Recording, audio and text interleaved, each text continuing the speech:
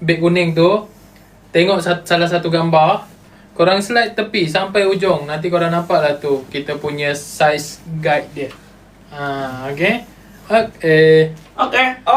Sekali dua boleh Sekali dua, apa tu? Apa tu? Sekali dua macam Apa yang sekali dua? Kalau korang nak murah, korang ambil bundle deal. Yes. Wan explain macam mana ambil bundle deal. Bundle deal. Alamak, tak ada handphone lah sini Tak apa, explain dulu. Kalau korang tekan beg kuning tu, korang tekan je salah satu pergi tu, korang slide.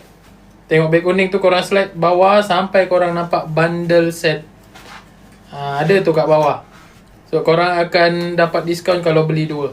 Jadi 60% diskaun untuk setiap pieces. Tinggi 199, berat 50. 199. 199 tinggi tu. Weh, tingginya. Tingginya. Takutnya.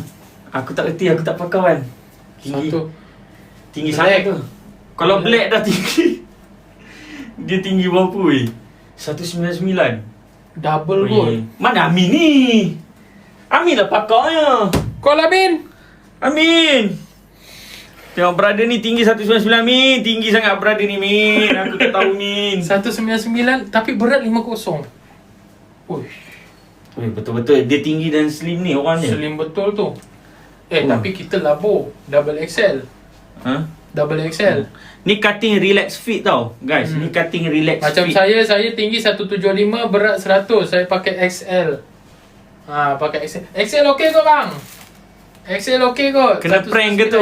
Kau asam dia orang prank ke? Kau asam. Itu aku pelik. 199. Itu pokok buluh tu. Macam ni korang buat betul. Tinggi sangat tu.